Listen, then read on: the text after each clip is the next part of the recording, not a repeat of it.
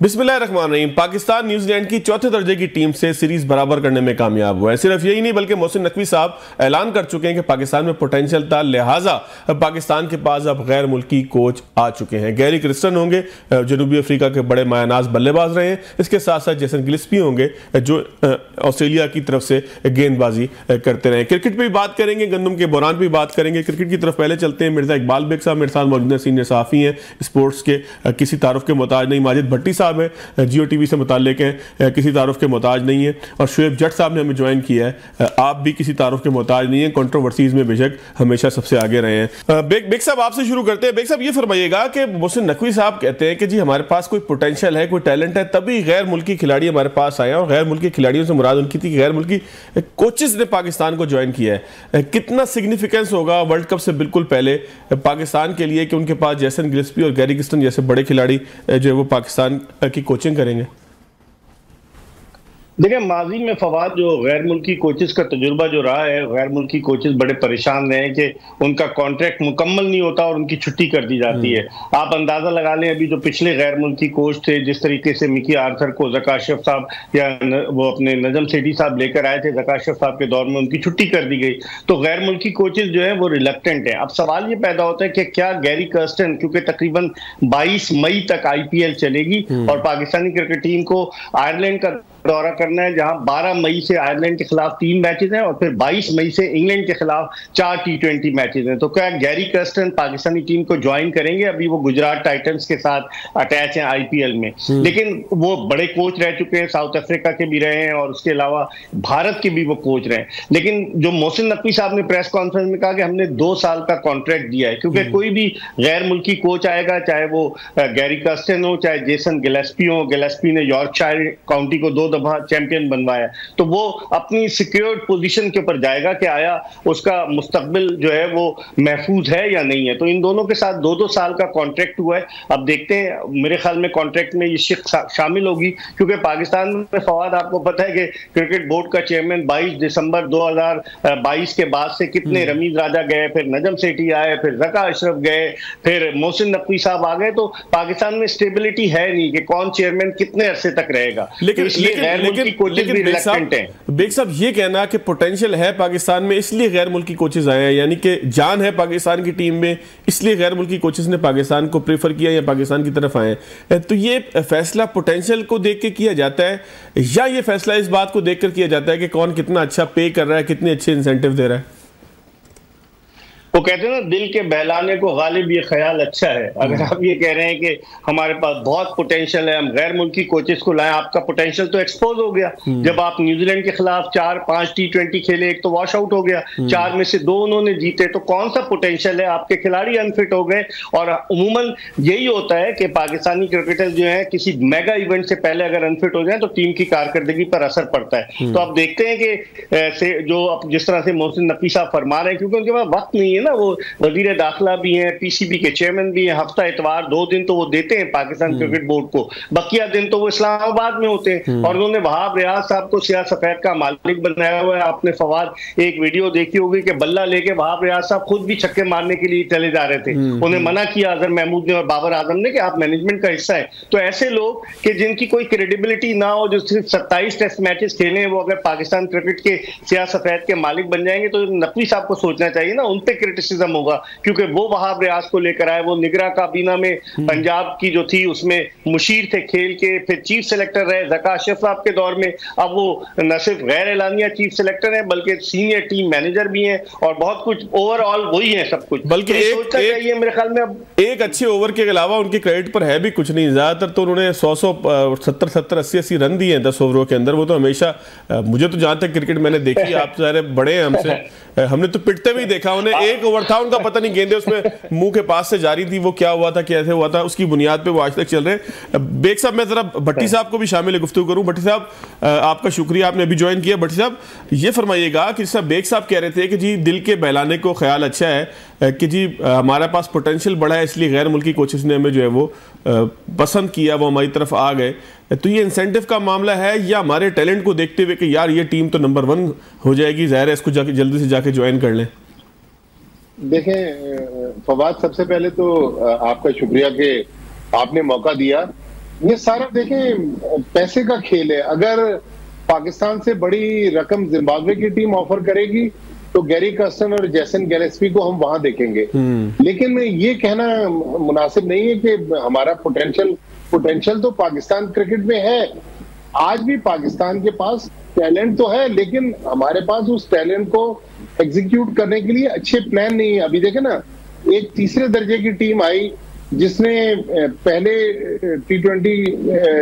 टी20 तो wash out हो गया, सेकंड मैच पाकिस्तान ने जीता, फिर अगले दोनों मैच जीत लिए। कल रात भी जो सिचुएशन थी, एक वक्त तो न्यूजीलैंड लग रहा था कि ये टी20 सीरीज जीत जाएगा। तो हमें अपनी अदाओं पर गौर करना है। हमारे पास जो प्लानिंग है वो नाकस प्लानिंग है। वहाब रियाज हो या XYZ जो भी हो, वो पाकिस्तान क्रिकेट के लिए कुछ अच्छी प्लानिंग नहीं कर रहे। अगर अच्छी प्लानिंग होती तो पाकिस्तान में वाकई इतना पोटेंशियल तो है कि कम से कम न्यूजीलैंड की इस टीम को तो हम हरा सकते हैं। बिल्कुल। लेकिन आप देखें ना, अब दुनिया के बड़े कोचेस को हम ले आए। अगर कोचेस के जरिए ही हमने टाइटल जीतने होते, फिर सऊदी अरब, ब्रुनाई, कुवैत, कतर, यूएई, ये तो हर खेल के वर्ल्ड चैंपियन होते। बेसिकली टैलेंट का मसला है कि हमारे पास जो टैलेंट है, जितना अवेलेबल टैलेंट है, उसको हम अच्छे तरीके से इस्तेमाल नहीं कर रहे। अभी हमने देखे ना, हमने कमबैक करवा दिया इमाद वसीम को, और कल इमाद वसीम को हमने एक ओवर बॉलिंग दी। तो भाई हम इमाद वसीम को कहाँ टेस्ट कर रहे हैं? क्या इमाद वसीम हमारे प्लान से बाहर हो गए कि कल 5वें टी20 में हमने उनको एक ओवर दिया? तो मेरे ख्याल में मोहसिन नकवी साहब की नीयत पर शक नहीं है। हो सकता है कि वो पाकिस्तान क्रिकेट की बेहतरी के लिए सब कुछ कर रहे हो, लेकिन जो उनके मंसूबा साज हैं, जिन मुशीरों पर उन्होंने तकिया किया हुआ है, मेरे ख्याल में मैंने ये ट्वीट भी कल किया था कि मोहसिन नकवी साहब को अपने मुशीरों पर और मंसूबा साजों पर थोड़ी सी नजरसानी करने की जरूरत है, वरना वो लोग पाकिस्तान क्रिकेट को गलत तरफ लेके जा रहे हैं। ठीक हो गया भट्टी साहब, मैं जरा शोएब जट को भी शामिल है गुफ्तगू। जट साहब, आप क्या कहते हैं? जैसन गिलेस्पी आ गए, गैरी क्रिस्टन आ गए, मसाइल अब हल हो जाएंगे? क्योंकि मोहसिन नकवी साहब कहते हैं कि अगर उनको समझने में किसी खिलाड़ी को मसला होगा, इंग्लिश नहीं आएगी। पहली बात तो वो कहते हैं कि जैसन महमूद है, ब्रिज का काम करेंगे, अगर इंग्लिश नहीं आती तो वो सीख लेगा, कोई इतना बड़ा मसला नहीं है।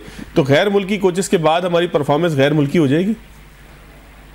पहले तो बहुत बहुत शुक्रिया आपका और मेरे उस्ताद मोहतरम जनाब माजिद भट्टी साहब, आपको भी अस्सलाम वालेकुम। मेरे सीनियर मिर्जा इकबाल बेग साहब करता हूं। देखिए, एक बात तो तय है कि गैरी क्रिस्टन जो है वो बड़ा कोच है। इंडिया की 2011 की वर्ल्ड कप जब इंडिया ने जीता तो वही कोच थे। इसी तरीके से जनूबी अफ्रीका जब नंबर 1 टीम बनी तो वही कोच थे। लेकिन मैं माजिद भाई की बात को बिल्कुल सेकंड करूंगा कि गैरी क्रिस्टन आपने टीम के साथ लगा दी है। इससे पहले मैथ्यू हेडन आपने लगाए, उसके बाद मिकी आर्थर पाकिस्तान टीम के साथ रहे, फिर मोहम्मद हफीज पाकिस्तान टीम के साथ रहे, फिर अभी अजहर महमूद पाकिस्तान टीम के साथ रहे थे, और अब गैरी क्रिस्टन आएंगे। मैं व्हाइट बॉल की स्पेसिफिक बात कर रहा हूं क्योंकि ये वर्ल्ड कप का साल है। तो कौन सी कामयाबी आपने हासिल कर ली इन तमाम कोचेस के अंडर में? असल मसला कोचेस का नहीं है। हम क्रिकेट बोर्ड जख्म को नहीं छेड़ रहा, उसके ऊपर बैंडेज जो है वो बदलता जा रहा है। बैंडेज यानी कि कोच, आप कोचेस बदलते रहें, जब तक आपका प्लान जो है वही सही नहीं होगा तब तक आपको कामयाबी नहीं मिलेगी। और अनफॉर्चुनेटली है कि पाकिस्तान क्रिकेट में पिछले 4-5 साल से ये जो बाबर आजम का माइंडसेट चल रहा है। यार ना करो जट साहब, बाबर आजम पे मतलब अब मॉडर्न डे क्रिकेट के अंदर कप्तान की हैसियत क्या है ये बताए ना यार। जट साहब, आप बाबर आजम पे आ जाते हैं ना तो फिर मुझे भी बर्दाश्त करना मुश्किल हो जाता है। हालांकि मैं स्पोर्ट्स के मामलात में बड़ा लिहाज करता हूं, आप लोग बड़े सीनियर हैं, लेकिन बाबर आजम का क्या कसूर है? अगर टीम मैनेजमेंट जो है वो सारी प्लान कर रही है तो बाबर आजम का सारा कसूर है कि एक ओवर बाबर आजम ने इमाद से करवाया। इज्जत माफ जनाब, अगर कप्तान का कोई किरदार नहीं है व्हाइट बॉल में या टी20 क्रिकेट में तो फिर इतनी बेचैनी क्यों थी? फिर बैकडोर से जाके जो है वो शाहीन शाह अफरीदी की कप्तानी पे शबे खून क्यों मारा गया? फिर उन्हें कप्तान रहने देते, खुद ना रहते। यहाँ कप्तानी का इशू नहीं है, यहाँ इगोइस्टिक हैं लोग। ठीक है, ईगो का मसला है। अपनी ईगो को बड़ा करने के लिए प्लान्स को एग्जीक्यूट नहीं करते। कौन सा कोच होगा जो है ना विनिंग प्लान नहीं देता होगा? कोचेस का मैं जरा बेग साहब से मालूम करूं ना, ये आपने जी जल्दी से मुकम्मल करें क्योंकि आपने शुरुआत छोड़ दी है, बेचैनी हो गई है मुझे। कप्तान कोचेस को डिक्टेट करेगा, जब आपका कप्तान चीफ सिलेक्टर्स को डिक्टेट करेगा, जब वो प्लान्स पे एग्जीक्यूट ही नहीं करेगा तो टीम को जीत जो है वो क्या खाक मिलेगी? बेग साहब, आपको लगता है कि बाबर आजम कोई बहुत ही डिक्टेटर किस्म का कप्तान है जिस तरह शोएब जट साहब साबित करने की कोशिश कर रहे हैं? नहीं, बीबा कप्तान है बाबर आजम, और वो चीफ सेलेक्टर को डिक्टेट नहीं कर सकता। चीफ सेलेक्टर तो खुद पीसीबी के जो गैर एलानिया चीफ सेलेक्टर है वो खुद पीसीबी के चेयरमैन के मंजूर नजर है। अब आप इस सिलेक्शन कमेटी में जिसमें मोहम्मद यूसुफ, वहाब रियाज, असद शफीक, अब्दुल रज्जाक जैसे लोग शामिल हैं, क्या वो चारों, और फिर एक इन्होंने बिलाल अफजल साहब को भी शामिल किया है, वो भी नकवी साहब के बड़े करीब हैं, तो क्या इन पांचों को, ये पांचों बाबर आजम इन सबको वीटो कर देगा? मुझे नहीं लगता। मुझे लगता है इनपुट तो जरूर है, और ये इन्होंने जो चेंज किया है, पहले शाहीन शाह अफरीदी को आपने गलत कप्तान बनाया था कि बाबर आजम को 4 साल 2019 के वर्ल्ड कप के बाद से कप्तान थे, फिर आपने अचानक 5 T20 की परफॉर्मेंस पे शाहीन आफरीदी को तब्दील किया, वो गलत था। अब बाबर आजम को लेकर आए, टीम जेल होती ही नहीं होती। बाबर आजम पे जरूर ये इल्जाम रहा है कि वो अपने ट्रस्टेड प्लेयर्स को, मैं ये नहीं कहूंगा कि अपना ग्रुप, लेकिन वो अपने ट्रस्टेड प्लेयर्स को ज्यादा आजमाते हैं। मेरी तो इत्तलात ये है कि वो, उनकी ये फरमाइश है कि आसिफ अली को भी दोबारा ले आया जाए वर्ल्ड कप के लिए, क्योंकि मिडिल ऑर्डर आपका वीक है, आजम अनफिट है। तो बाबर आजम अकेले तो शॉट नहीं खेल रहा, ये अलग बात है, इतना बड़ा प्लेयर है तो डेफिनेटली फिर पीसीबी भी थोड़ा बैकफुट पर है कि कहीं वो कुछ प्रेस कॉन्फ्रेंस न कर दे या मीडिया से कोई बात न कर दे, ऐसा है नहीं फवाद। भट्टी साहब, आप क्या कहते हैं? बाबर आजम मेरी तो रेड लाइन है, इसलिए मैं तो रेड लाइन पे जाते ही, आपको पता है हमारे साथ तो वही हाल हुआ जो पीटीआई वालों के साथ हुआ इस पाकिस्तान में, कि हमने फौरी तौर पे जो है जट साहब को इंटरप्ट करके गेंद आपके कोर्ट में फेंकी और बेग साहब के कोर्ट में फेंकी है। आप क्या कहते हैं, बाबर आजम कोई बड़ा कोई जो है वो आमिर किस्म का कप्तान है? देखें, पीटीआई की तो रेड लाइन अबूर हो गई, हाँ। और आपकी भी रेड लाइन अबूर हो गई थी, हाँ। जब शाहीन शाह अफरीदी को कप्तान बनाया लेकिन फिर पता नहीं क्या हुआ, फिर रिवर्स गियर पीसीबी ने लिया। देखें फवाद, बाबर आजम, इसमें कोई शक नहीं कि दुनिया के बहुत बड़े बैट्समैन हैं, मैच विनर हैं, दुनिया में उनका बहुत बड़ा नाम है, लेकिन कप्तानी में बाज जगहों पर ऐसा नहीं कि वो बिल्कुल ही एक नाकाम कप्तान है, लेकिन बाज जगहों पर जब टीम अंडर प्रेशर होती है तो हमें लगता है कि शायद बाबर आजम थोड़े से खुद भी अंडर प्रेशर आ जाते हैं, जिसकी वजह से बाबर आजम टीम के लिए भी मुश्किलात पैदा करते हैं। फिर मिर्जा इकबाल बेग साहब जो बात कर रहे हैं कि बाबर आजम जो है वो हमख्याल ग्रुप को ले जाने के लिए ज्यादा आमादा नजर आते हैं। टीम सिलेक्शन में माजी में हमने देखा है कि बाबर आजम ने अपनी टीम सिलेक्शन को ज्यादा अहमियत दी। यही वजह है कि वहाब रियाज को पीसीबी ने ये पिछले दिनों अनाउंस किया कि सीनियर मैनेजर इसलिए बनाया गया कि वो पीसीबी की रोटेशन पॉलिसी और पीसीबी का जो प्लान है उसको इम्प्लीमेंट कर सके। तो हो सकता है कि बाबर आजम को एक झटका लगा, 2.5-3 महीने के लिए वो कप्तानी से हटे, उसके बाद उनकी कप्तानी में बेहतरी आए। देखें, अभी हमने गैरी कर्स्टन और जैसन गिलेस्पी को हेड कोच बना लिया। मैं आपको छोटी सी मिसाल बताऊं कि अभी एक फ्रेंचाइज कोयटा ग्लैडिएटर्स है पीएसएल की, जिसने हेड कोच बनाया था शेन वॉटसन को। शेन वॉटसन भी शुरू में पाकिस्तान टीम के हेड कोच बनने के लिए बहुत स्ट्रॉन्ग कैंडिडेट थे। शेन वॉटसन ने अपने डोमेन में किसी को इंटरफेयर करने की इजाजत नहीं दी। इवन के बड़े बड़े जो कोयटा ग्लैडिएटर्स के साथ लोग जुड़े हुए थे, उन्होंने कहा कि मेरी ये रेड लाइन है, ये रेड लाइन आपने अबूर नहीं करनी। तो अब हमने गैरी कर्स्टन और जैसन गिलेस्पी जैसे हैवीवेट्स को हेड कोच तो बना दिया, अब वो अपनी मर्जी से कोचिंग करेंगे। ये नहीं होगा कि पाकिस्तान क्रिकेट बोर्ड उनको डिक्टेट करेगा, तो वो उनकी मर्जी से टीम सिलेक्ट करेंगे। तो बाबर आजम अब हो सकता है कि जैसन गिलेस्पी और गैरी कर्स्टन के साथ रहकर कुछ बेहतरी की तरफ गामजन हो। लेकिन हमारी क्रिकेट का फवाद मसला पता क्या है, हमारे यहाँ चेयरमैन 2.5-3 महीने में अगर चेंज हो गया तो पूरी पीसीबी की पॉलिसी चेंज हो जाती है, टीम मैनेजमेंट चेंज हो जाती है, पीसीबी मैनेजमेंट चेंज हो जाती है। ये मैंने और भी प्रोग्रामों में कहा, आपके प्रोग्राम के तवज्जुह से भी ये कहना चाहता हूँ कि मोहसिन नकवी साहब अगर ये पॉलिसी बनाकर कोई कानून साजी करके चले जाएं कि आज जो पॉलिसी मोहसिन नकवी साहब इंप्लीमेंट कर रहे हैं, मिसाल के तौर पे 2-2 साल के लिए इन कोचेस को लेकर आए, अगला चेयरमैन कोई भी हो, कोई भी हुकूमत हो, ये कोचेस नहीं हटनी चाहिए। जब तक कंसिस्टेंसी नहीं आएगी पाकिस्तान टीम में, हम फिर आइंदा भी इस किस्म की बुरी खबरों को डिस्कस करेंगे, फिर बेहतरी की गुंजाइश नहीं है हमारे। बिल्कुल ठीक है। जट साहब, आपको नहीं लगता कि जैसन गिलेस्पी होंगे, गैरी क्रिस्टन होंगे, मजबूत कोचेज होंगे, गैर मुल्की कोचेज होंगे, आसाबी तौर पे मजबूत होंगे, स्टारडम का प्रेशर नहीं होगा, तो बाबर आजम जिनके ऊपर आपको एतराज है उनकी जो है वो उस तरह से चलेगी नहीं और फिर कोच को जिम्मेदारी भी लेनी होगी शिकस्त या फतह की? पहले तो मैं ये बात बता दूं कि अगर आपको ये हजम नहीं हो रहा कि बाबर आजम डिक्टेट करते हैं, तो फिर अजहर महमूद की प्रेस कॉन्फ्रेंस निकाल दें जो इस सीरीज से पहले उन्होंने की थी, और उन्होंने कहा था कि रोटेशन पॉलिसी के तहत बाबर को भी आराम करवाया जाएगा। फिर बाबर को आराम क्यों नहीं हुआ? कल बाबर से जब पूछा गया कि आप जो है वो रोटेशन पॉलिसी में आपने आराम नहीं किया, तो उन्होंने कहा कि जी मैं फील्ड के अंदर रह के चीजों को समझना चाहता था, एग्जीक्यूट करना चाहता हूं, इसलिए मैं अंदर रहता हूं। तो रोहित शर्मा जो है वो टीम के कप्तान होते थे, बेंच पे बैठ जाते थे। इंग्लैंड का कप्तान आपके पास वर्ल्ड कप से पहले आया और वो बेंच पे बैठ के जो है वो मैचेस देखता रहा, क्योंकि उसे पता था कि पाकिस्तान टीम में इतना दमखम नहीं है कि हमारी टीम को हरा सके। तो वो बाहर से बैठ के वर्ल्ड कप से जस्ट बिफोर वो ये सब कर रहा था। तो ये आपको क्लियर इंडिकेट है। वो कहते हैं ना, समझने वालों के लिए इशारे काफी होते हैं, यहां समझने की बात नहीं है, यहां हमें तमाम इनसाइडर्स पता है। अब क्रिकेट बोर्ड ने जो कोचेज आपके लगाए हैं, प्रेस रिलीज आप उनको की पढ़ लें या प्रेस कॉन्फ्रेंस आप उनकी सुन लें, आपने इवेंट्स तो गिनवा दिया। हमारा तो हमेशा से यही मसला रहा है कि आपके कोचेज आपको फुल टाइम दस्तयाब होते ही नहीं है। आपने ग्रूमिंग जो है वो जाके ड्यूरिंग सीरीज नहीं करनी होती, वहां पे तो जस्ट आपको जो है वो फिनिशिंग करनी होती है। ग्रूमिंग तब होती है जब आपको कोच जो है वो सारा साल दस्तयाब हो। तो क्या आपको ये कोच सारा साल दस्तयाब होंगे? और मैं बता दूं कि कोच का कितना बड़ा किरदार होता है। एहसान उल्लाह आपको फास्ट बॉलर याद होंगे यकीनी तौर पे। मैं आपको बल्कि ब्रेकिंग न्यूज देता हूं, क्रिकेट बोर्ड तो इस पे अभी बात नहीं कर रहा।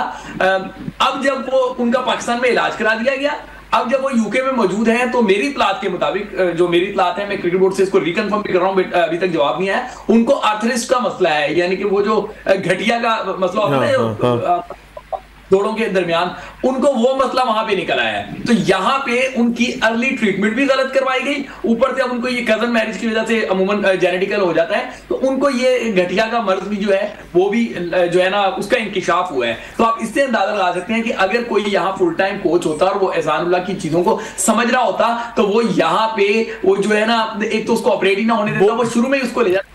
जज साहब बोर्ड कहता है इसकी इंक्वायरी होगी, इसकी इंक्वायरी की जाएगी। मोहसिन नकवी साहब ने कहा है।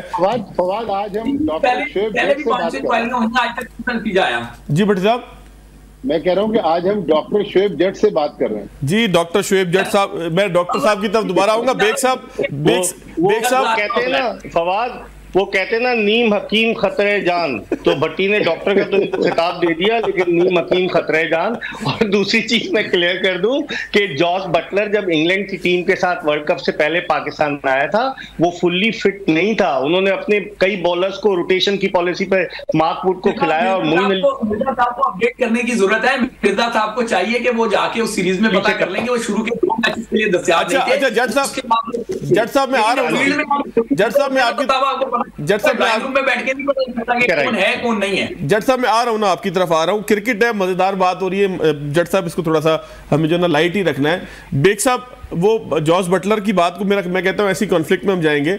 आज मोहसिन नकवी साहब की 2 बातों के ऊपर मुझे आप तीनों भाइयों से जरूर पूछना है। वो कहते हैं कि जी क्रिकेट बोर्ड का काम नहीं है कि पैसे कमाए और बैंकों के अंदर रखे, उसका काम है कि खर्च करे। फिर उन्होंने मिसाल दी कि कलात में दीवार गिरने से कोई जो बच्चे टेप बॉल खेल रहे होते हैं वो जख्मी हुए हैं, उनको हम जो है वो सपोर्ट करेंगे, इस तरीके से क्रिकेट की बेहतरी के लिए काम करेंगे, स्टेडियम्स को अपग्रेड करेंगे। और वो कहते हैं जी गैर मुल्की किसी अच्छी कंपनी को बिड देंगे। तो ये रुझान बोर्ड के अंदर मौजूद था कि पैसे जमा करने हैं, बैलेंस शीट को बहुत अच्छा दिखाना है। अब नकवी साहब इस रुझान को चेंज कर रहे हैं, ऐसी कोई हकीकत है? नहीं फवाद, आपको अब्दुल माजिद भट्टी कंफर्म बताएंगे। उन्होंने अरबों रुपए फिक्स डिपॉजिट में रखे हुए हैं पाकिस्तान क्रिकेट बोर्ड ने। फिर आईसीसी भी इनको major events, world cup, world T20 सब में शिरकत की अलग से पैसे देता है। पैसे तो क्रिकेट बोर्ड के पास बहुत हैं। अब खर्च कैसे करेंगे? क्या अपने ऑफिसर्स पर खर्च करेंगे? क्रिकेट बोर्ड में मुलाजमीन की फौज जफर मौज है, अगर आप देखें। और नकवी साहब जब आए थे तो उन्होंने खुद कहा था कि 900 के करीब मुलाजमीन है पाकिस्तान क्रिकेट बोर्ड में। तो अब उस तरफ कैसे जाएंगे? लेकिन मैं समझता हूँ कि ठीक है, क्रिकेट का पैसे आप देखें, आईपीएल में स्टेडियम्स की क्या हालत है, किस तरीके से वो उन्होंने इतने जबरदस्त किस्म के स्टेडियम बना दिए। हम अपने अभी नेशनल स्टेडियम को नहीं ठीक कर पाए। गद्दाफी स्टेडियम की आपकी कैपेसिटी 25-27 हजार है। फिर आपका फैसलाबाद का स्टेडियम है, रावलपिंडी क्रिकेट स्टेडियम है। तो हम अपना इंफ्रास्ट्रक्चर ही नहीं ठीक कर पाए। अगर पाकिस्तान क्रिकेट बोर्ड के पास पैसा था तो जो साबिका चेयरमैन थे उन्होंने क्यों नहीं लगाया? नजम सेठी के दौर में नेशनल स्टेडियम कराची की तज़ीन और आराइश पर 1.5 अरब रुपया खर्च हुआ। क्या है सिर्फ टेफलॉन की छत लगाई गई। तो ये क्रिकेट का पैसा है, मैं समझता हूँ क्रिकेट की डेवलपमेंट के लिए प्रॉपर तरीके से खर्च होना चाहिए। ये क्रिकेटर्स का पैसा है और इससे ही पाकिस्तान क्रिकेट तरक्की की राह की तरफ गामजन हो सकती है। जी भट्टी साहब, आप क्या कहते हैं सर, किस तरह से खर्च करेंगे? लोगों को पैसे देंगे जो टेप बॉल से क्रिकेट खेलते हैं, उनको अपग्रेड करेंगे, यानी कि डोमेस्टिक इंफ्रास्ट्रक्चर को अपग्रेड करना चाहते हैं। पैसा रखने का कल्चर रहा है कि क्रिकेट बोर्ड में के बाद जमा रहे, बैलेंस शीट बड़ी अच्छी दिखे? देखिए, बिल्कुल मिर्जा इकबाल भाई सही फरमा रहे हैं कि फिक्स डिपॉजिट में भी पैसा रखा हुआ है।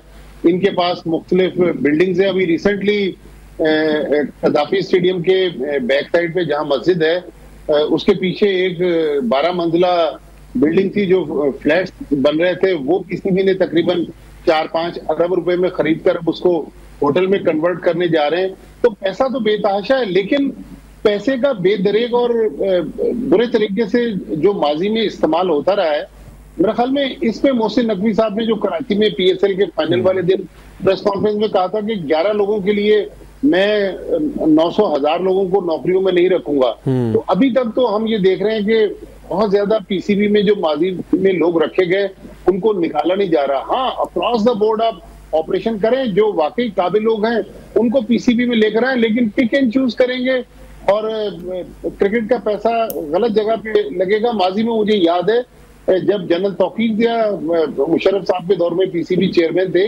हॉकी फेडरेशन के पास पैसा नहीं था। जनरल अजीज हॉकी फेडरेशन के प्रेसिडेंट थे। हॉकी फेडरेशन को पीसीबी ने पैसा उधार दिया और बाद में वो ग्रांट जो थी वो पीसीबी ने माफ कर दी। तो मेरे ख्याल में जिस तरह कहते हैं ना, right man for the right job, तो ये पैसा जो है ये दुरुस्त जगह पर अगर पीसीबी इस्तेमाल करे, ठीक है, खजाने में पैसा ना रखे लेकिन दुरुस्त जगह पे रखे। अब नेशनल स्टेडियम देखें फवाद, मैं, आप, इकबाल बेग, शुएब जट सब कराची में रहते हैं। जी सर। पांच बार तो इस नेशनल स्टेडियम की मुख्तलिफ शक्लें मैंने देखी हैं। आज भी ये स्टेडियम लगता है कि कोई भूत बंगला है, सिवाय मेन बिल्डिंग के। आप किसी इंक्लोजर में बैठ के अगर 8 घंटे मैच देख लें तो आपसे चला नहीं जाएगा, इतनी अनकंफर्टेबल। भट्टी साहब, इसीलिए शायद कोई यहाँ आना पसंद नहीं करता कि हमारी बदनामी होती है। जब हम लाहौर पहुंचते हैं तो लाहौरी कहते हैं यार हमारे पास तो आता ही कोई नहीं है स्टेडियम के अंदर। पिंडी आते हैं तो पिंडी में भी स्टेडियम भरा होता है। कराची में आने ही कोई पसंद नहीं करता, शायद इसी स्टेडियम की वजह से नहीं पसंद करते कि कंफर्ट नहीं है। इसलिए कि हमारे यहाँ एक तो सहूलतों का फुकदान है, फिर अगर कराची में अगर आपने मैच देखने जाना है तो millennium mall, park, new town या हसन स्क्वायर से आपको पैदल चलना पड़ता है। टॉयलेट्स नहीं है, खाने पीने की चीजें नहीं है, कुर्सियां बड़ी अनकंफर्टेबल लगी हुई है। तो मेरा ख्याल में या तो इस इंफ्रास्ट्रक्चर को गिरा के एक ब्रांड न्यू स्टेडियम बनाया जाए, या फिर इस स्टेडियम को रहने दिया जाए, इसको कमर्शियल पर्पस के लिए यूज करें, शहर के बाहर जगह लेके एक नया स्टेडियम बनाए। ठीक हो गया। जट साहब, आप क्या कहते हैं, किस तरह खर्च करना चाहिए पैसा? कहाँ पैसा करें अगर मोहसिन नकवी साहब खर्च करना चाहते हैं बैंक में रखने के बजाय? पहले तो मैं ये बता दूं कि ये बिल्डिंगें खरीदने से, स्टेडियम अपग्रेड करने से आपकी क्रिकेट का ब्रांड बड़ा नहीं हो जाएगा। न्यूजीलैंड में जाके देख लें, वहां तो कई स्टेडियम में कुर्सियां ही नहीं होती, ठीक है ना। इसी तरीके से और भी ममालिक में आप जाके देख लें, जनूबी अफ्रीका में बड़े अच्छे स्टेडियम है लेकिन वो चैंपियन नहीं बन पाए, सही है ना। इंफ्रास्ट्रक्चर अच्छा है। असल प्रॉब्लम जो है वो ये है कि हमारी क्रिकेट सही डायरेक्शन में नहीं है। मॉडर्न डे क्रिकेट को आप देखें, हम मॉडर्न डे क्रिकेट से बहुत दूर है, बहुत पीछे रह गए हैं। अब आईपीएल की अगर बात कर लें, हालांकि वो हमारा लेना देना नहीं है, लेकिन वो एक क्रिकेट की रियलिटी है जिसको आपको मानना होगा। वहां पे आप देखें 250 रन चेस हो जाती है। आपकी क्रिकेट जो है पिछले 4-5 साल से T20 का वर्ल्ड कप है, इसलिए उसके मुतालिक बात कर रहा हूं कि 170-160 के इर्द गिर्द घूम रही है। वंस बिलू मून हुआ होगा कि आपने 200 रन बनाए होंगे। तो ये इमारतें आप खरीदते रहें, स्टेडियम आप अपग्रेड करते रहे, लेकिन टीम को भी तो अपग्रेड कर दें। पाकिस्तान टीम को चाहिए, नेशन को विक्ट्री चाहिए। आपकी क्रिकेट जो है वो अपनी साख खोती जा रही है क्योंकि आप मॉडर्न डे क्रिकेट से दूर होते जा रहे हैं। तो यहाँ पे एक्शन लेने की जरूरत थी। नकवी साहब के बयानात तो बड़े अच्छे होते हैं, लेकिन उन बयानात पे एग्जीक्यूशन जब होगी तब माना जाएगा। ठीक हो गया। जट साहब मेरे पास आखिरी 30 सेकंड है, मैं कहता हूं क्विकली एक हल्का सा छोटा सा सवाल आपसे करना है। बेग साहब, हम फेवरेट हैं वर्ल्ड कप के लिए? सिर्फ हाँ या ना में जवाब दे दें सर, मैं आप खत्म करने लगा हूं। बहुत मुश्किल, मुझे मुश्किल लग रहा है। मौजूदा सूरत हाल, खिलाड़ियों की फिटनेस को देखते हुए पाकिस्तान के चांसेस कम है, लेकिन ये वो टीम है जो कभी खुशी देती है कभी गम। ठीक हो गया। बेग साहब, आप क्या, भट्टी साहब आप क्या कहते हैं? देखिए फवाद, मेरे ख्याल में इस टीम को टॉप 4 में आना चाहिए। अगर हम सेमीफाइनल में नहीं पहुंचते तो फिर हमारे इस क्रिकेट सिस्टम पे बहुत सीरियस सवाल आते हैं। ठीक हो गया। जट साहब आप क्या कहते हैं, कोई है पोटेंशियल टॉप 4 का कम से कम?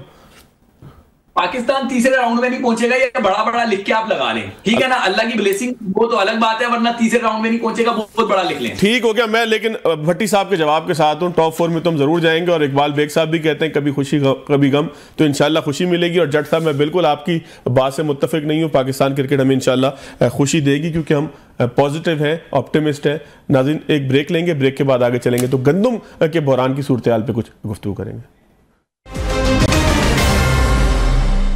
ब्रेक के बाद खुशामदीद।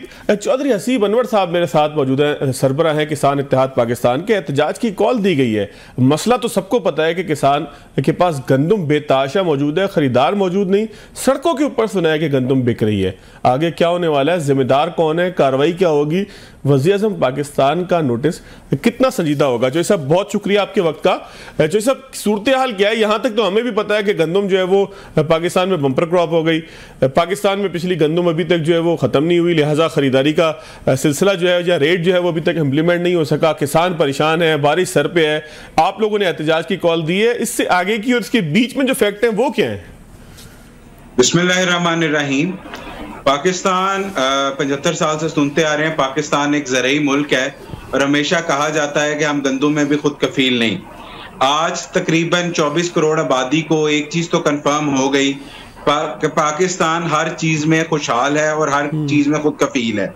लेकिन यहाँ पर मिसमैनेजमेंट इस कदर ज्यादा है कि आज किसान ने वाफर गंदम अगर पैदा कर दी तो फूड डिपार्टमेंट और हुकूमत ये कह रही है कि हमारे पास गंदम स्टॉक करने के लिए भी जगह नहीं है। किसान ने महंगी खाद, महंगी बिजली, महंगा डीजल, महंगी इनपुट्स डाल के गंदम तैयार की।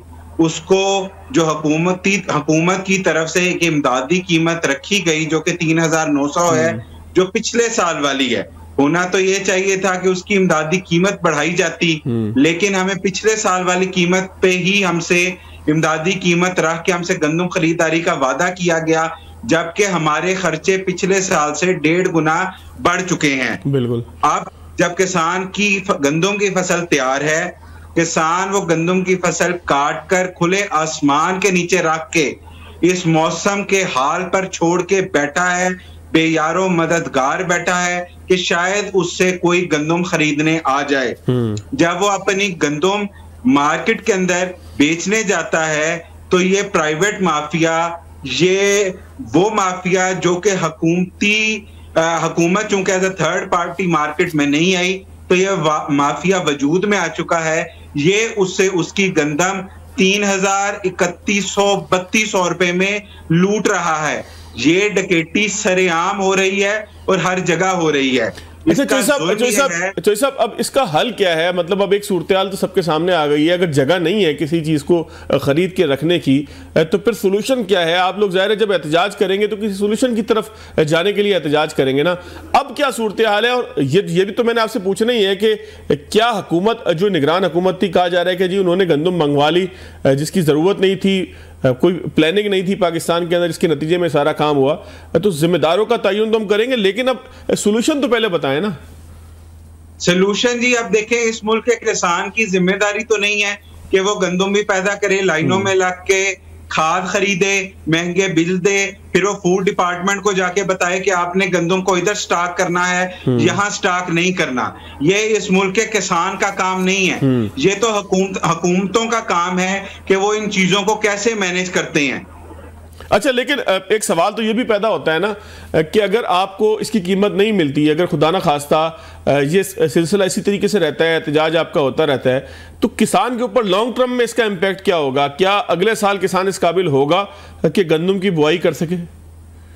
आप तो अगले साल की बात करते हैं। हमारे यहाँ पे तरीकाकार यह चलता है कि वो किसान जिस बेचारे का कोई और रोजगार नहीं है, कोई और जरिया मुआश नहीं है, वो एक फसल बेचता है, उस फसल के पैसों से अगली फसल की इनपुट्स खरीदता है। जब उसका ये सर्कल डिस्टर्ब हो जाएगा, जब उसके पास अगली फसल खरीदने के पैसे ही नहीं होंगे, तो वो अगली फसल ही काश्त नहीं कर सकेगा।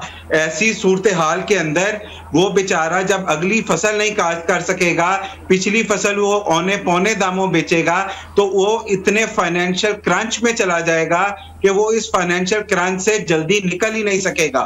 तो इसका जिम्मेदार किसको समझते हैं आप चौधरी साहब? ये क्यों डिजास्टर पैदा हुआ है? क्या हुकूमतों को ये अंदाजा ही नहीं था कि बम्पर क्रॉप हो जाएगी? क्या हुकूमत को अंदाजा नहीं था कि किसान कितनी मेहनत के साथ ये गंदम पैदा कर रहा है, उसकी कॉस्ट क्या आ रही है, क्या कॉस्ट होनी चाहिए? देखें, इसका जिम्मेदार तो मौजूदा हुकूमत ही होगी, क्योंकि ये गंदम की खरीदारी को इंश्योर करना ना आपका काम है ना मेरा काम है। ये तो हुकूमत वक्त का काम है कि वो इसको किस तरह मैनेज करते हैं, किस तरह मैनेज नहीं करते। अगर बाहर से गंदम मंगवाई गई तो वो ना आपके कहने पर मंगवाई गई ना मेरे कहने पर मंगवाई गई। चाहिए तो ये था कि हर किसी को पता है कि मार्च के अंदर हमारी सिंध से गंदम की फसल की कटाई शुरू हो जाती है। होना तो ये चाहिए था कि मार्च के महीने से पहले पहले अगर बहुत ज्यादा जरूरत थी बाहर से गंदम मंगवाने की, तो मार्च या फरवरी तक उस बाहर वाली गंदम को रोक दिया जाता, ताकि जो हमारी लोकल गंदम जब मार्केट में आती तो उसका कोई खरीदार होता। मार्च तक बाहर से गंदम मंगवाई गई, अभी भी हमारे पास इतनी सरप्लस गंदम मौजूद थी कि अगर हम बाहर से ना भी मंगवाते फिर भी हमारी मुल्की जरूरियात पूरी करने के लिए काफी थी। अब हुकूमत अगर इस गंदम को नहीं खरीद सकती या नहीं खरीदना चाहती, पूरी दुनिया में 206 मुल्क हैं, ये वो मुल्क देख लें जहां पे गंदम की शॉर्टेज है, इस गंदम को बाहर एक्सपोर्ट कर दें, कीमती ज़र्रे मुबादला कमा लें। बिल्कुल ठीक है। चौधरी साहब, क्या लाएमल आपका है? एहतजाज की कॉल आपने दी है, किस स्केल का एहतजाज होगा? कोई आपके खिलाफ कार्रवाई भी हो रही है, कोई गिरफ्तारियां, कोई खतरा, कोई छापा, और इसके साथ साथ कौन कौन सी सियासी जमातें आपकी हिमायत कर रही हैं? देखिए, हमारा ये एहतजाज खालिस्तान किसानों का एहतजाज है, हमारी जेन्युइन कॉज के लिए हमारा एहतजाज है। हम किसी भी सियासी जमात के साथ या किसी भी सियासी जमात के आलाकार नहीं है, हम अपनी जेन्युइन कॉज के लिए निकल रहे हैं और इंशाल्लाह हम पुरअमन तरीन लोग हैं। हम पुरअमन तरीके से पंजाब असेंबली के बाहर पहुंचेंगे, अपना एहतजाज रिकॉर्ड करवाएंगे। जो इमदादी कीमत 3,900 वो हुकूमत पंजाब ने अनाउंस की है, वो मैंने या आपने अनाउंस नहीं की। हमें ये इंश्योर कर दें कि इस कीमत, ये इस तारफी कीमत, इस इमदादी कीमत पर खरीदारी इंश्योर होगी। फूड डिपार्टमेंट अपना काम शुरू कर दे, हम वहां से वापस आ जाएंगे। और हमने कोई हुकूमत गिराने नहीं जा रहे, कोई हम लाहौर फतह करने नहीं जा रहे।